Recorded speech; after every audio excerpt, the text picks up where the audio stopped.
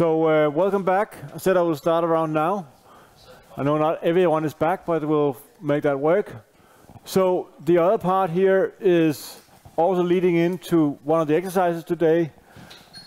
We have some data here with mink and muskrat. So it's some fairly old data set from fur farming in Canada. And I got the data from here. And basically what happens is that mink is predator. Predators have prey, in this case muskrats. So when there are more mink, what do you expect? Less muskrats. If you have more muskrats, what do you expect? More minks. So you have a feedback loop. But how do we model this? We'll get back to that. For the Marima model we looked at just before, you can say the model validation, which was also what I skipped, which was, so you had two possible right answers to my question just before the break. It's basically the same story. Look at the autocorrelation, the correlation structures, do some sign tests to look for skewness, look at the distributions of the residuals. Are they as we assumed in the model? And then you can say the cross correlation, which we also looked at last week or previous week as well. So what I want to here is to show you this data set here. Let me just read the data. So it dates, have the data as some files here. So I have the mink numbers and I have the muskrat. How many skins were traded each year? Let me just plot it. I made it into time series objects. That means when I plot it together, it will just stack the two plots closely. So when you look at this data over here, what do you see?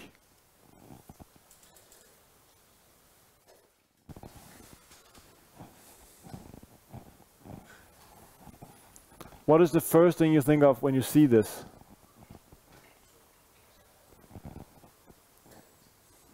Any patterns?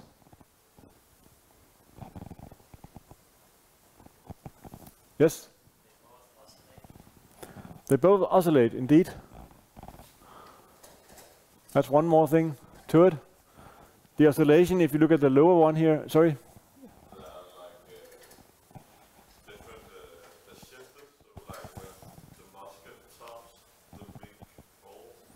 Exactly, so they are out of phase due to the predator-prey, you can say dynamics, which is very common for that kind of models. But there's one more thing, that is the muskrat population, particularly that's where it's most visible. The variation here increases with larger numbers. So what I'll do is I will just make a log transformation to kind of compensate for that. I could, of course, go through the modeling without that and see that my residuals were not nicely behaved. But in this case, I will do it. There's also another reason for doing it that I'll mention later on. So if I now plot the log transform data, now you can see that the variance, in particular for the log muskrat here, is more homogeneous. It's still increasing over time, whereas the mink does not seem to increase so much. If we look at the autocorrelation of this, what do we see? Well, we have some oscillations here. We also saw the oscillations in the data, so we're not surprised by that. We have a similar thing for the log muskrat. We also have some oscillation, and of course we also see that in the cross correlation because they are linked and they are both oscillating. If you look at the partial autocorrelation function, it's much simpler. So you have something in lag 1 here, you have something in lag 1, maybe in lag 2, for some reason something in lag 12. So what kind of model would be the first model to use in this case? If you just looked at this and considered what you've done so far, which kind of model would you try to use?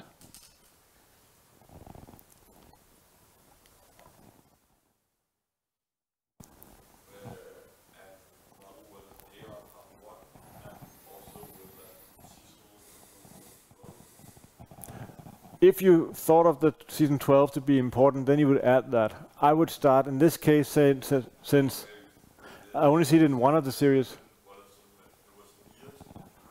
Yes.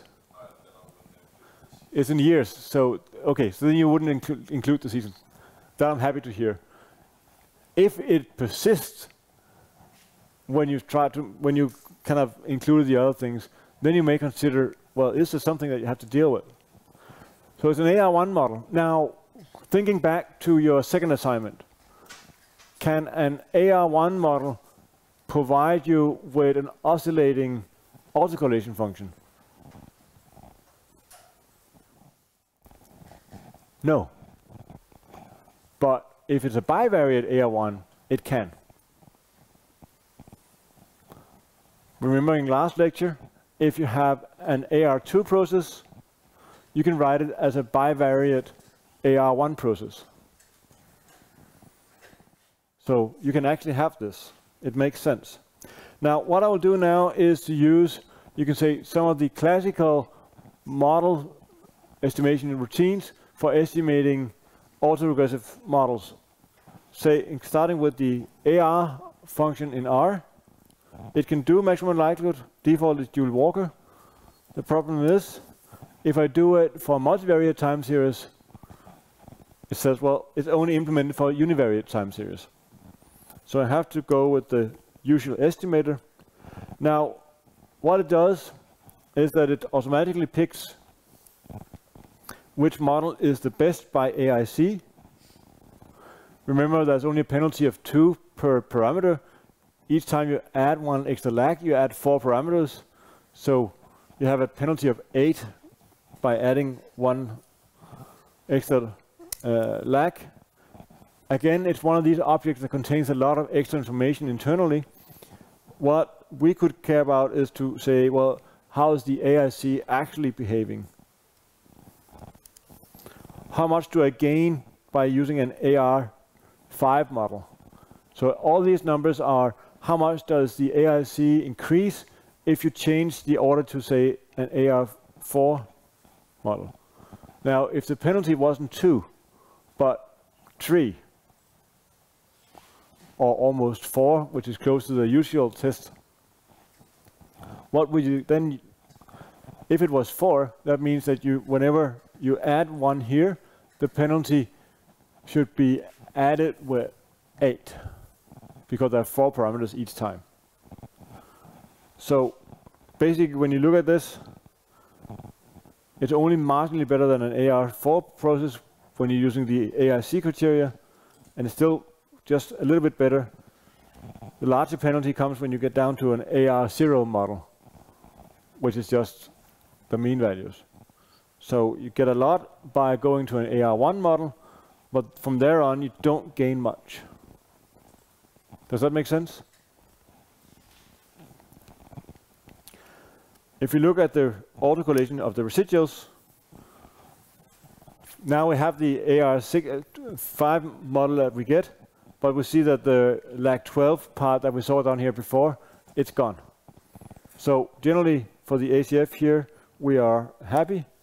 And if there's nothing in the ACF, the PACF is also well behaved. We should look at the residual. Are they normally distributed? One way is to do the so-called Kolmogorov-Smirnov test for distribution assumptions. Took the residuals, I normalized it with a standard deviation.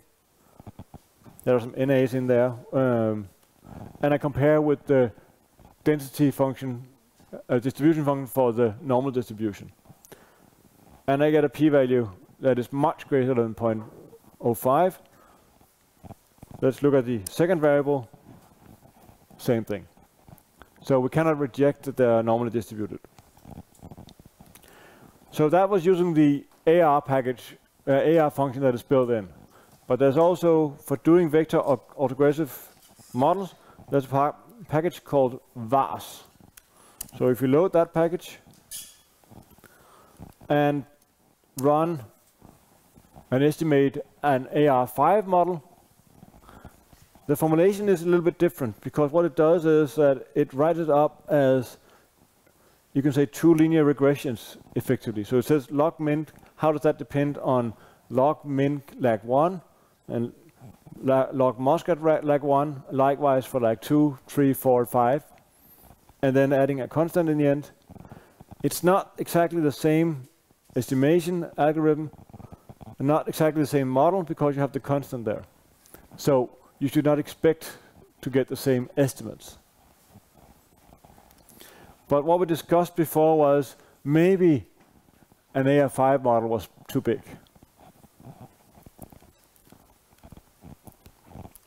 So there is one function called var select that gives you up to a certain order what is the optimal model. Now, a lot of numbers. So each column is the order that you're looking at. Each row are different information criteria. So the first row is the AIC. I forgot the names for the last one is the final prediction error. And the Schwarz here corresponds to the BIC, where instead of 2 as penalty, you use a log of the number of observations as penalty.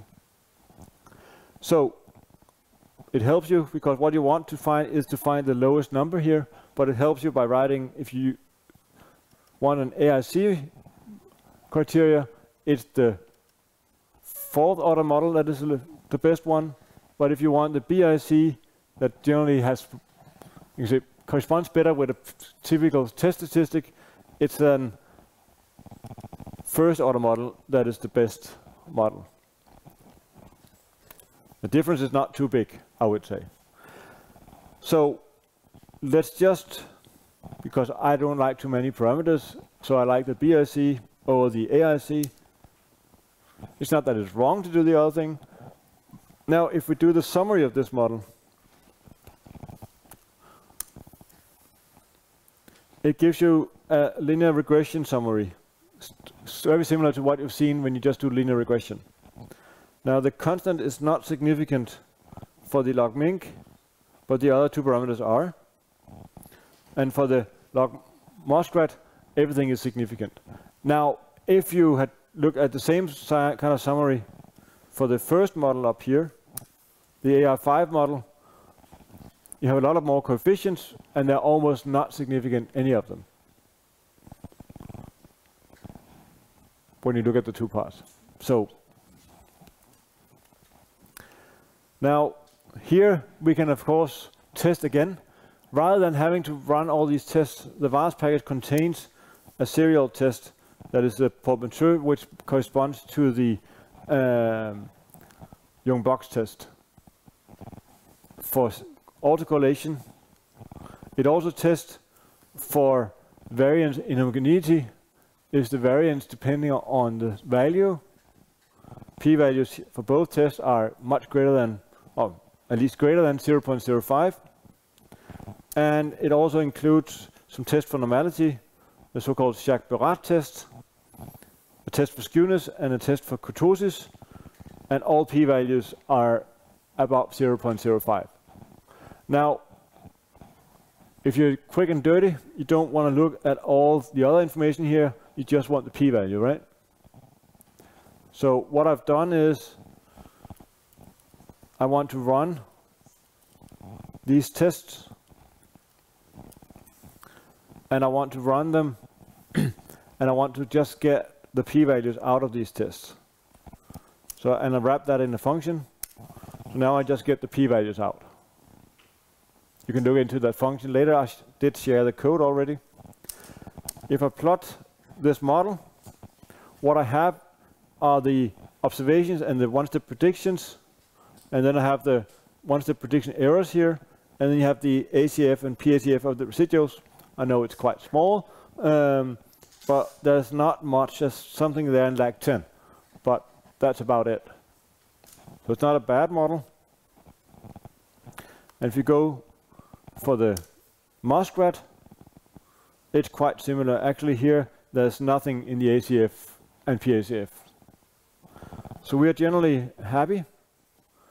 If we now look at the summary of this model again, one thing that it gives us up here at the top are the roots of the characteristic polynomial. Remember from a couple of weeks ago that to look at stability for a bivariate model or multivariate model, you look at the determinant of the phi polynomial evaluated set inverse, you solve that equal to 0, and you see if you have the roots inside the unit circle.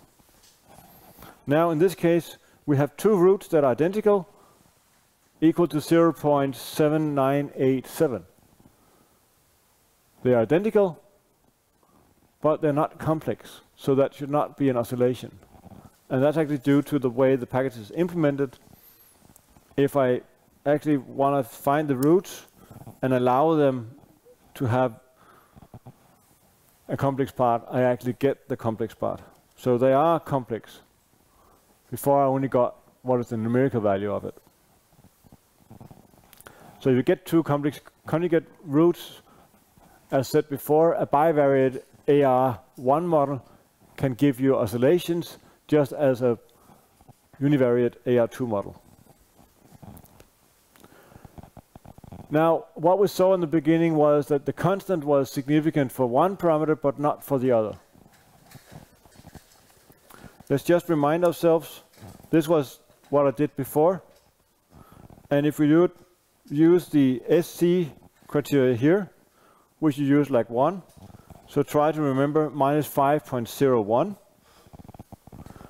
If we have the option also here to have a general trend throughout, if we run it with that, it's the third one here. So that's minus 4.86. Which one is better?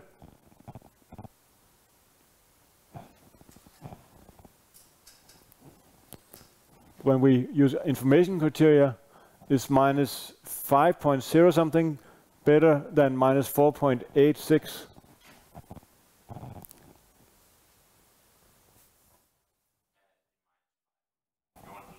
We want the lowest possible, exactly. So we should prefer the constant or the trend. What if we have both? Then we're looking at minus 5.11, where before we had minus 5.0 something for the only having the constant. So both is better than only having the constant. What if we use none? Then we get something that is much higher. I mean, minus 4.5. So the best model is to use both. Now, when we then look at the estimated coefficients, we see that the trend is not significant for the muskrat, but the constant is, whereas for the mink, it's reverse. But in this model class, we cannot do what we did in Marima. We cannot say that I want that parameter there and that parameter there, and not both. So that's the disadvantage in both the AR and the VAS model classes, that when you include something, you just add matrices and you estimate all elements of that matrix. There's no such things as getting just the values you want.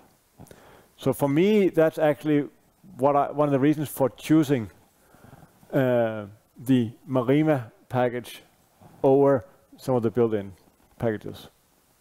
It's much more flexible in describing what you want in your models. So what I want you to do when you are doing exercises here later is to make a model of the mink muskrat data using Marima. And now it's a little bit quicker after the break than what I anticipated. So I would say, are there any questions to this, things you need to get explained in further detail in this regard? Or is it perfectly clear what to do? So what didn't I do for the final model here?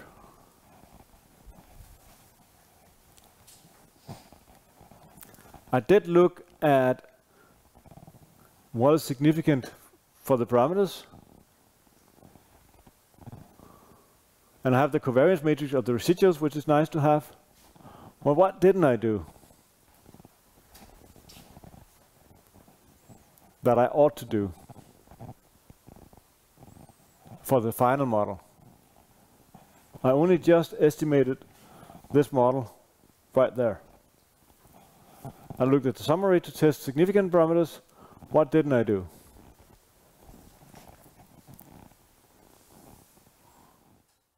What should I do before showing this to anyone?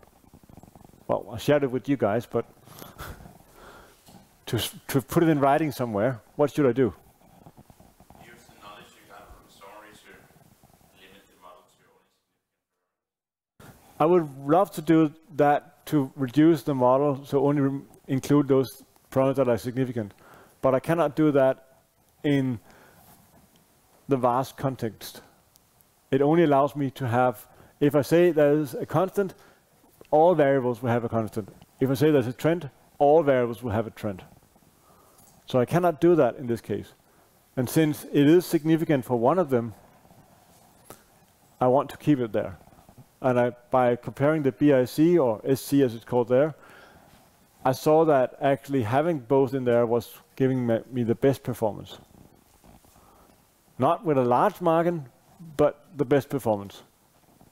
So that is not, that's something you would want to do. I fully agree. But what didn't I do? All these, let me say, what is the assumption behind all these p-values here?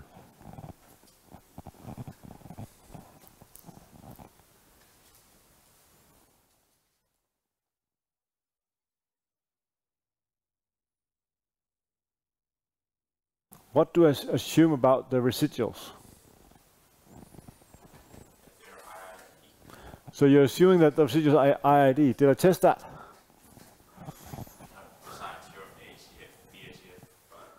I did not do that.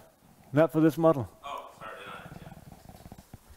That was my point. I made a small change in the model, and then I forgot to test the residuals.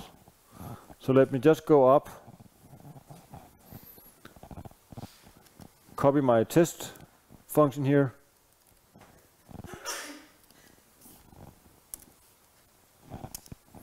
First, just looking at the p-values for the distribution assumption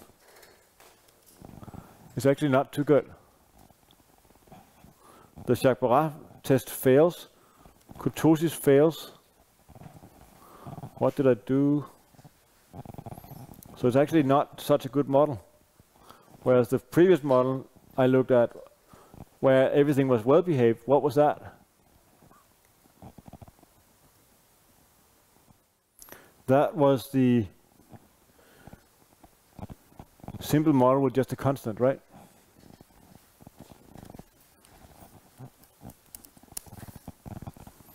Where everything was well behaved.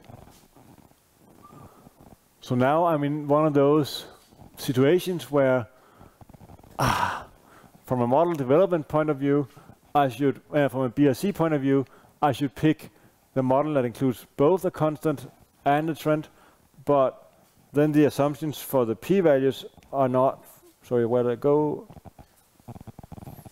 Are not fulfilled, because there it does not actually fulfill the assumptions about the distribution. It's not normally distributed residuals anymore. That assumption failed. So that's one thing. And you can say, now I tested for the serial test there and there. So I did test for autocorrelation, so I don't actually have to plot the ACF. I could do it. And I think, what are the names of var1b?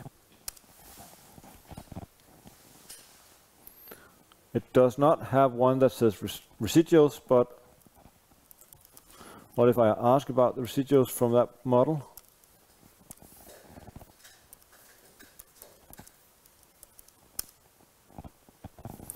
This is what I get for the ACF. We see this small thing in lag 10, but I think it's one of those where we can say that's okay. We also see one more thing that I did not comment on. Can you see that?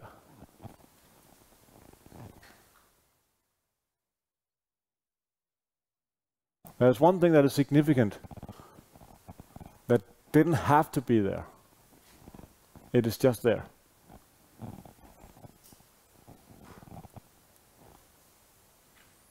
Try to have a look at lag 0. Yeah. It is one there. It's one there and it's one there. But when you're in the off diagonal, it's the correlation between the two variables. So the residuals, they have correlation in lag 0. So there's correlation with themselves. That's okay. But it's just nice to, as long as you only have it in lag 0, it's okay. If you have something outside of lag 0, you should consider modeling it. But it's okay to have something in lag 0, and it's not expected to be 1. Because it's just a correlation between the two the residuals for two variables. So, are there any more things that I forgot to say that I wanted to say? I don't think so. So I think I'll let you have some more time to play with Marima. And I can say in assignment 4, what is planned is also that you should model some data using Marima, but also using the VARS package to try to see what is the difference. And I expect that to be part of the assignment still, but what I wanted to do is what is the topic for the next week, namely the Kalman filtering. I wanted to add that, but that was where, as I said initially, I ran into some numerical issues if I played around, as I expected you could have been doing, and I did not want to share that experience with you guys. So, yeah.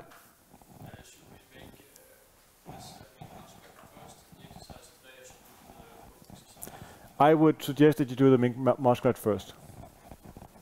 I will share some code that does it as well. But I think I did not share the data, but I'll do that right now. Other questions, comments? Let me just... I did share all the code and the slides. So I have the step slow, which I did not show you the, you can say, the inner part of. The Marima doc is the Marima example I ran, and leg 10 Mink-Muskrat.R is the AR and VARS modeling I did. So you have, you can say, some reference code, but you still need to know what's going on to make it work yourself. Yes?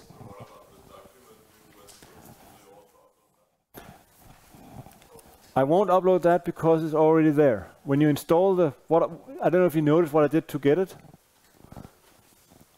What I did, it comes with the package.